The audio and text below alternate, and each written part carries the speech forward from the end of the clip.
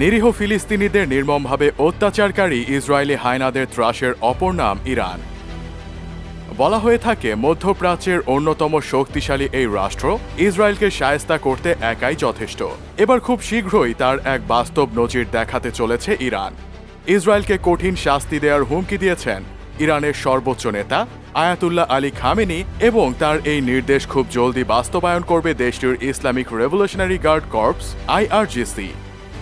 9 August শুক্রবার আইআরজিসির deputy commander Ali Fadavi এই কথা জানান।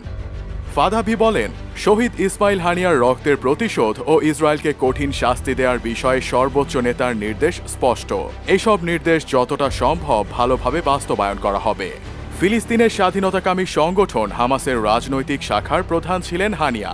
গত সপ্তাহে ইরানের নতুন প্রেসিডেন্ট মাসুদ পেজিশকিয়ানের শপথ অনুষ্ঠানে যোগ দিতে তিনি তেহরান গিয়েছিলেন। সেখানে তিনি যে ভবনে অবস্থান করছিলেন সেটিতে স্বল্প পাল্লার ক্ষেপণাস্ত্র হামলা চালানো হয়। এতে এক দেহরক্ষী সহ তিনি নিহত হন। তেহরান ও হামাসের দাবি ইসরায়েলি হানিয়াকে হত্যা করেছে, তবে এই বিষয়ে ইসরায়েল এখন পর্যন্ত নীরবতা পালন করে যাচ্ছে। এই হত্যাকাণ্ডের পর প্রতিশোধ নেয়ার ঘোষণা দিয়েছে ইরান। আয়াতুল্লাহ আলী খামেনি আলাদা করে এই হত্যাকাণ্ডের প্রতিশোধ নেয়ার ব্যাপারে কঠোর নির্দেশ দিয়েছেন।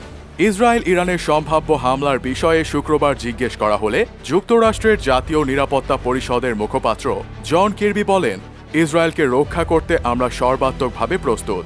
শত্রু দেশগুলো থেকে কোনরূপ হুমকি আসলে সেটাকে আমরা গুরুত্বের সঙ্গে নেই। এদিকে গত সপ্তাহে মধ্যপ্রাচ্যে যুদ্ধ বিমান সহ অতিরিক্ত সামরিক সরঞ্জাম পাঠানোর ঘোষণা দেয় যুক্তরাষ্ট্রের সামরিক বাহিনী। তবে মধ্যপ্রাচ্যের উত্তেজনা কমাতে আহ্বান অব্যাহত রেখেছে যুক্তরাষ্ট্র ও পশ্চিমা দেশগুলো। গত বৃহস্পতিবার এক যৌথ বিবৃতিতে ইসরায়েল ও হামাসকে যুদ্ধবিরতির আলোচনা আবার শুরু করতে আহ্বান জানিয়েছে যুক্তরাষ্ট্র, কাতার ও মিশর।